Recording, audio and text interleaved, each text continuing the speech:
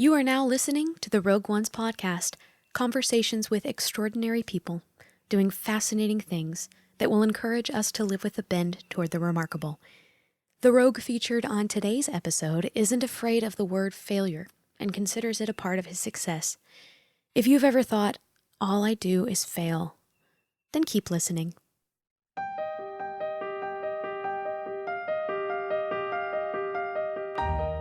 Hi, friend. I'm Leslie Eiler Thompson, host and curator of this limited podcast series, The Rogue Ones. I cover what a Rogue One is in the very first episode of this series, and you can listen back at any time. Find all episodes at rogueonespodcast.com. The guest you'll hear today epitomizes what a rogue is. It's someone who's driven by a sense of purpose and who knows that in order to do good and meaningful work, failure is bound to happen. Kyle Saylors, this Texan-born, self-proclaimed shy kid, is a highly successful film director and producer, working with the likes of Master P, the Dallas Cowboys, Stevie Wonder, and many, many more. In recent years, Kyle has become one of the country's best connectors of creative persons. His networking group, if you want to call it that, Dinner with Dreamers, acts as a surprise dinner a few times a month all over the country, where the location and guest is often kept a secret until the last minute. He's a believer in just trying things, and he's tried many things that have failed, but he's tried many things that have not. And some of these projects have snowballed into greater things that he couldn't have imagined. So I invite you to sit back and relax because this conversation is so chill. Kyle's southern drawl and storytelling style slows things down a bit in the best way. I now have the pleasure of introducing to you Kyle Saylors. Well, what's so cool about you and what I really appreciated is that you're kind of like this massive Nashville connector of sorts, and you've kind of taken up this role, and you've developed this like movement called Dinner with Dreamers. Is that something you actually thought about before you did it and kind of had a plan? How did it come to be, this Dinner with Dreamers? It started as literally I went through something in my life and I was sitting in my living room and I was like, and I travel a lot and go like 24 hours a day.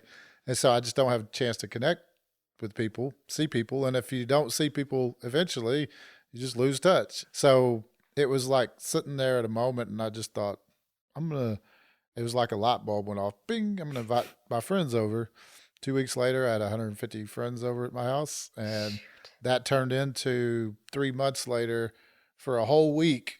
Like I'd already forgot about it. I heard all these stories about people that, hey, we're working on this. We're doing this. I got this gig. We're doing this all in the same week. And then that's when somebody said, man, you need to have another party. And so it was just an accident. And I said, hey, if you know somebody cool, bring one of those. And then that's it. And then from there, I had 20 or 30 people that said, hey, you want to go to lunch or dinner or coffee? And I was like, man, I'll never get anything accomplished. So I said, I just invited 24 people at one time. I said, there's a secret dinner. There's no plan to this. I didn't even know if anybody would respond. I said, secret dinner. You don't know where it's going to be or who's going to be there. You know why. Share, connect, change your world. Are you in or out? And they all said, I'm in. And that started. The whole I'm in. And then I just took everybody from my party, threw them in a secret Facebook group and called it Dinner with Dreamers. Nobody knew what it was. And I said, are you in? And they said, yes. It's like this like quasi networking, but not networking in the icky sort of like. Yeah, I hate networking. Right. This is like a relational meeting of people that are in creative industries. Yeah. So I'll probably go to dinner with at least, I don't know, 1,000 to 2,000 people a year. Oh my goodness. As a hobby. Yeah. I don't monetize it. I don't make money. I make money off of the relationships, projects and things, but I always hated networking groups. And to this day, if I go to one, I'm sitting there like, I don't know what to do. And growing up as a shy kid, I was never one to know how to talk. So I never knew how to walk in a room and talk to people. So like, I try to make it conducive for whoever the shyest person in the room is, that they feel comfortable to talk. And if they can feel comfortable, then anybody can. So outside of this kind of networking ambassador that you are, your work is first in film, right? And your career is extensive and quite impressive. And it all started in Texas with your brother, right? Like a Yeah. small town in Texas. Yeah. So my dad was a cop, pastor, and a truck driver. And so That's a combination. yeah, At the same time? usually two at a time. Really? Yeah. And we had no clue. We just watched Steven Spielberg movies and said, we want to do that. But then when I was in high school, I worked at Ace Hardware for a year and a half. My grandpa took me there and he's like, you're going to work here. And I hated it with so much passion. I was like, every day was such intense, passionately hatred that I said, I don't want to ever work a normal job. And I'm going to figure out whatever it is I got to do what I love to do. So, what was your journey from there? What was your path from there to? we had no clue. TV or like that was some other world, and we had no connection or clue. So we did what we could. So we started these, like we had a band. I had no talent, but my brother did. And I tried to rap, and so I was a white rapper. Yeah. That was, Love it. Thankfully that dream failed, and I'd be a homeless guy right now.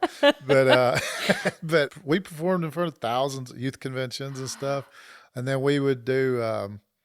We did these dramas. I don't know. We bought a restaurant. We tried to start a restaurant. It failed. We did so many stupid things you can't. And in the process, I ended up doing concert promotion on Galveston Island. My cousin, no one told this, but he did like Chili Peppers and Nirvana.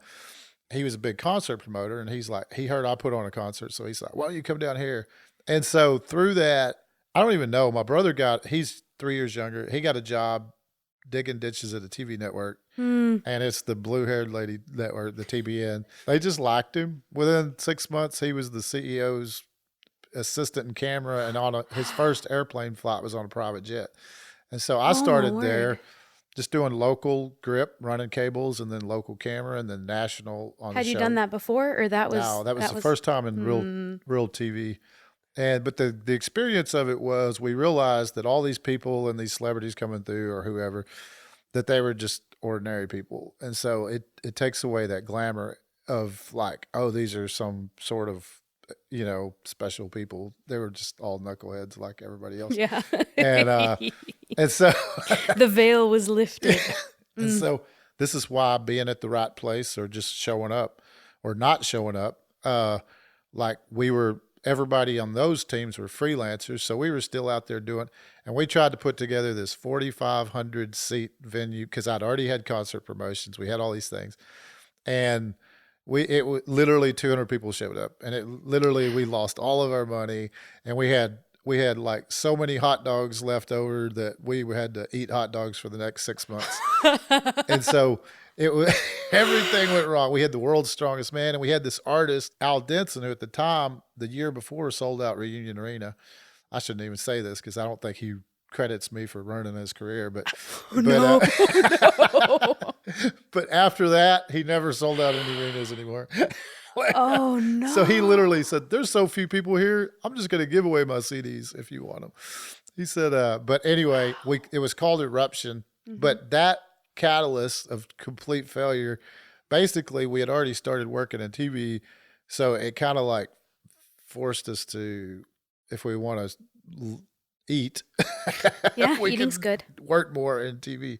And through that, somebody one day just said, hey, 2 people didn't show up. If you can get here in 10 minutes to the Texas Stadium, you're on the NBC crew.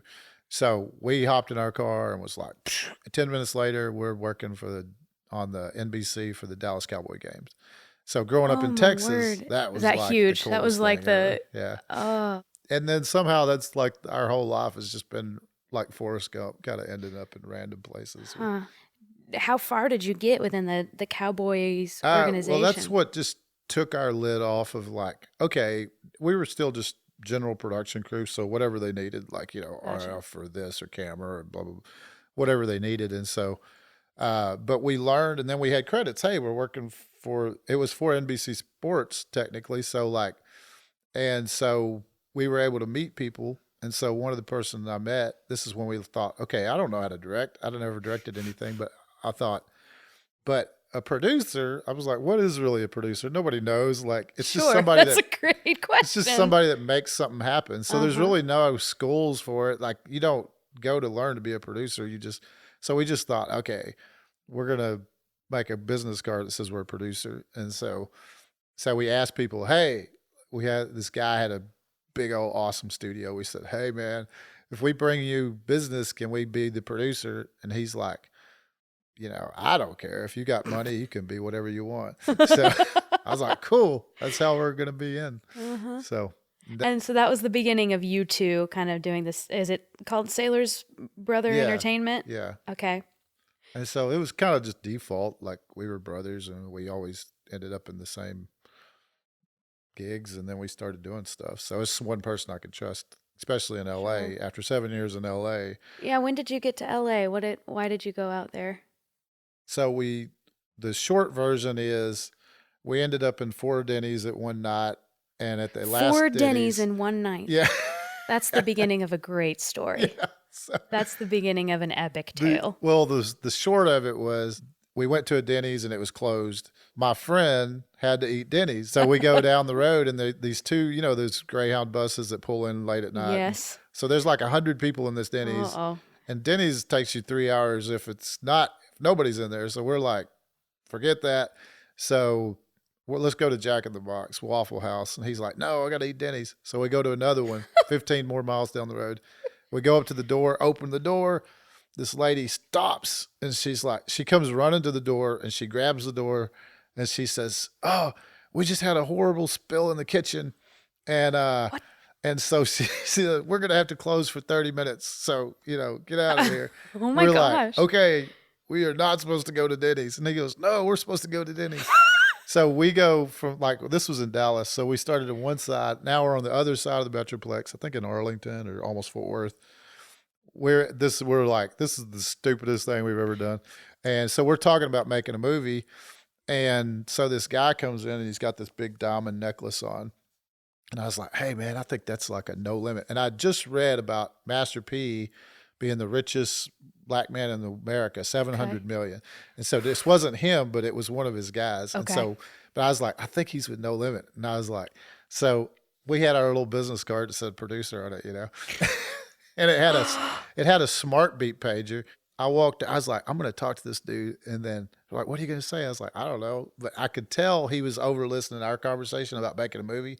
So he probably thought we're movie makers. Sure. Yeah. So of course. We weren't really, but we were working on it. And so anyway, I walked over and I said, hey, you with No Limit? And he's like, yeah. I said, we do music videos. This is literally the shortest conversation ever. We did one $600 music video, but you did one. Yeah, did one. So I wasn't lying. Mm-hmm. And then he goes, what budget you work on? It was the perfect question.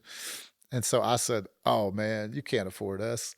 What a brilliant answer to that question. And he goes, oh yeah, we can afford anything we want. And so he throws his card down, and that turned into the first ever animated rap music video, and then it turned into one of MTV's most expensive videos of the year. And so out of just being at Denny's at the wrong place at the right time. And it's even more than that. It's more than that, Kyle. It's that you persevered through 3 levels of Denny disasters to get to that 4th Denny's. Because I think probably anybody else would have said, I don't think we're supposed to be at Denny's tonight. Yeah. And we actually convinced him, out of the irony of life, we said, hey, man, you can make more money doing family stuff. And he was like, And so that put a seed in his brain. And he ended up, within a month, putting together his son, Little Romeo. Instead of doing a gangster rap album, he did the Nickelodeon show. So part of that was just like, we talked him into like, you should try doing family stuff. And so he did. Now, where did the idea for the animation of the music video come from? Was that something he brought to the table, or was that? No, because that studio, we had an animated studio. So we're like, hey, you could be the first one in history to ever do this. Oh my word. So. Wow. It was motion capture too. So it was the first one to ever do like the full suits so they were really in there dancing and rapping and stuff. So. Oh my goodness. So, but when we went to LA, what that did is having a big success, and we had several more, boom, boom, boom. Mm-hmm. when we went to LA and we had 3 years of utter absolute failure, but we knew in the back of our heads it's possible because we did it, Yeah, you did it So we once. just thought we're going to go to LA and now we're going to go conquer the movie business, and it conquered us. And so Well, it's funny you say that because there was a quote that you said in there was an article on the HuffPost talking about Dinner with Dreamers, and one of the things you said there was never place your value in your projects because a project can fail. You will feel like a failure, and creative people have this trouble all the time with placing value in our projects. Have you developed a better sense of where your value's placed yeah, through like that? I literally, if I was working on something for 2 months, putting together this deal, and then it fell apart within 5 hours, I probably never think about it again. Like Mm. I literally do not like, okay, well, whatever that, at least I met so and so. There's always something that came out of it. So when you do that, once you get stuck, I know people who are stuck in from 20 years ago on the same screenplay. I've got to make this one, and they never do anything. Wow. And so there's one great example is two sets of friends. I met them about the same amount of time. One of them, they were violin players, twins, uh, and they composers, orchestrators, and they would play anywhere. So we were one time I ended up directing a film festival in LA, and we used them as part of our, an after party thing. But they would play the Universal City Walk anywhere they could play. But then when did our first movie, we said, hey, would you guys, or our second movie, we said, hey, would you guys do some music for us? And so they were like, yeah, that'd be awesome. And so fast forward, but they would do anything they could. Now, Mm-hmm. on the other side, you got this guy who has an amazing screenplay, which is probably Academy Award worthy, but like that's all he's got. And he never did anything else. And so 15 years later, whatever it is, he still has this amazing screenplay and he's done nothing because he's waiting on that. This is my Mm-hmm. ticket. Mm-hmm. Whereas they were like, this is my ticket. This is my ticket. All the little ticket. Now, today, they are orchestrating the X-Men movies and they're working with the biggest composers in the world and they're next in line and they're orchestrating, like composing How to Train Your Dragon and like the Maze Runner and all these. Every few Unbelievable. weeks, they got another big movie coming out. So, and they're performing on Broadway and doing big concert halls and so, but it just started as like they did stairs, and most people was trying to take a leap, and I think the stairs are always more successful than the leaps. In fact, most of the people who do get a big leap, they usually fall like we did. We got a big leap and then we fell straight down, and But you then kept going and yeah, but then going we and started going. back on the stairs. Another thing we learned is like some of our best friendships we ever had in our whole life came out of really bad pitches. Two examples. One was we had a chance. He's like, okay, you got 5 minutes in this. Phil Roman, and he was the producer of The Simpsons, King of the Hill, and the critic.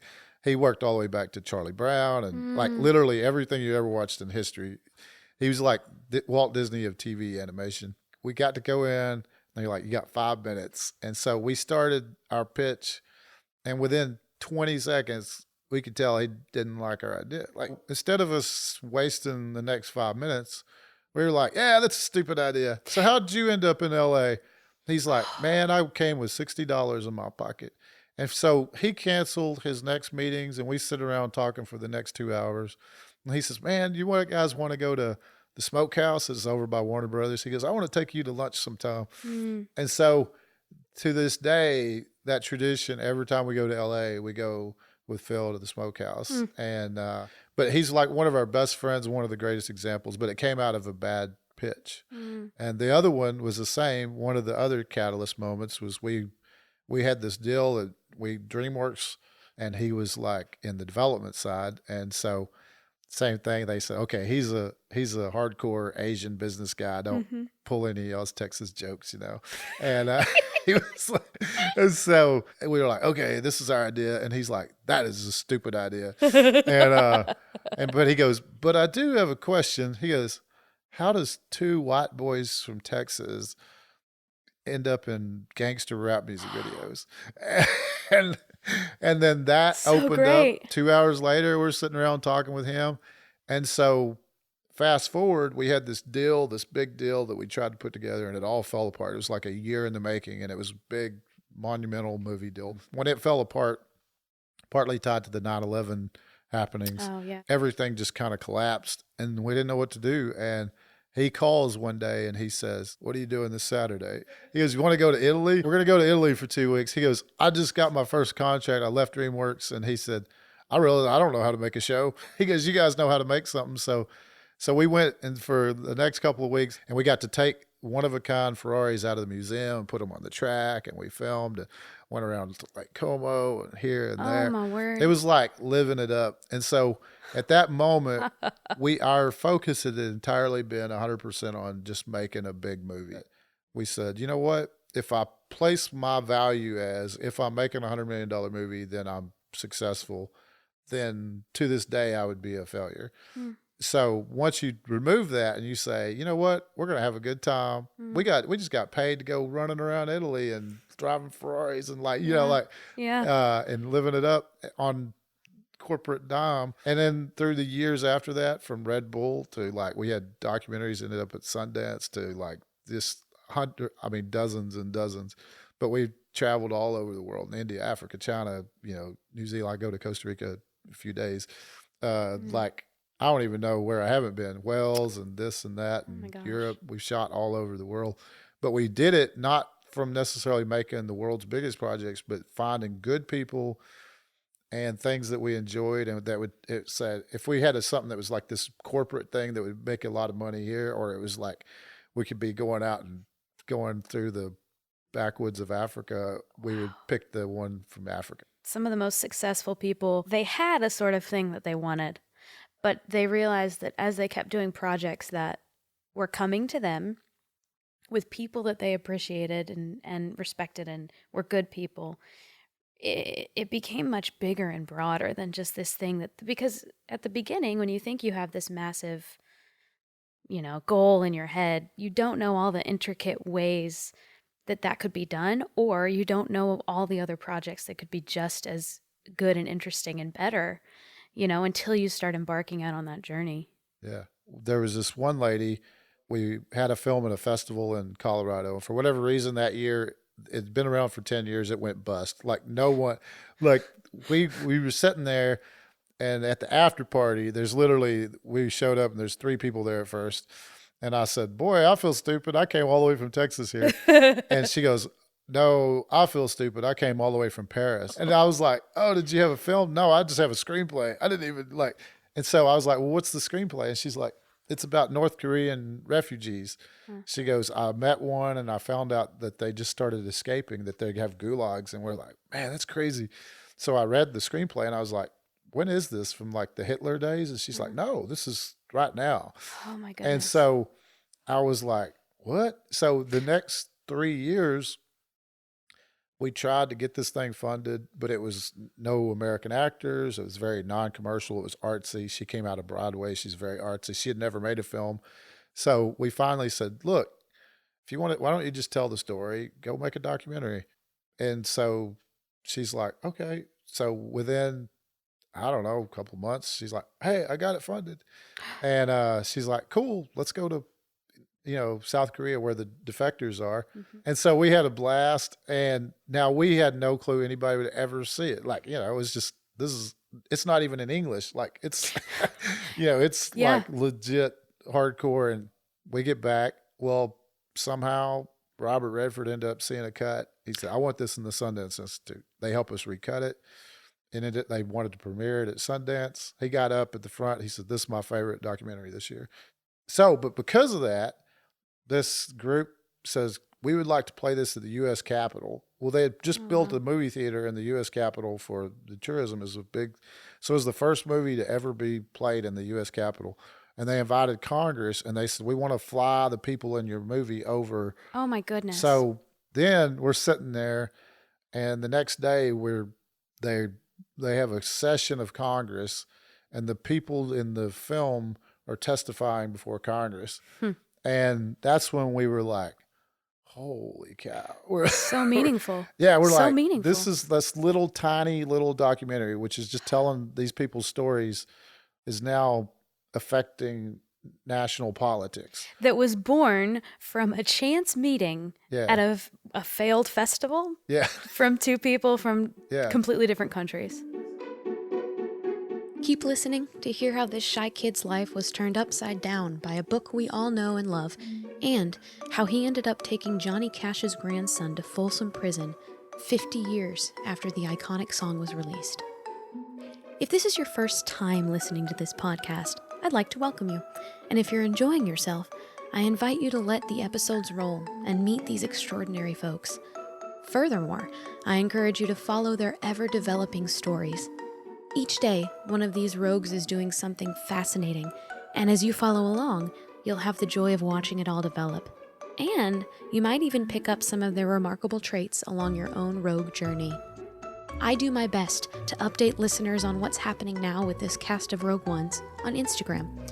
The show handle is Rogue Ones Podcast, and you can find all episodes, past and present, at rogueonespodcast.com. Now, back to my conversation with Kyle Saylors. So something you said early on was that you grew up shy. Do you consider yourself to still be shy? No, now I can't shut up. What was that change? What brought about that change? It was, I was literally like when I was a kid, my mom had the youth group and going after Dairy Queen, like she drops most of them off and she's like, "Where's Kyle?" I was sitting back under the table at Dairy Queen. Like I only had a few friends through all of junior high school, and that we'd moved 3 different towns. So I just never, I literally had no clue how to talk to anybody. But it came after that. I was going to college and I was like, nobody here knows me. They don't know anything about me. So I was like, I'm just going to reinvent myself. So I read a lot of books. One of those books was How to Win Friends and Influence People. So there was this swing set on the front porch. Everybody ends up sitting there eventually. So I was like, 'cause there's only 2 of them. So I was like, all right, I'm going to sit on that swing set, or if somebody's on there, I'll go sit down. I just came up with like 5 questions I'd ask them. And so I was like, hey, how's it going? Where are you from? And then and then I would, okay, cool, see you around. And I walked away and I would write down everything I remembered. And then at nighttime, I would read my notes. And so in the first week, I met and memorized 200 people by their first name.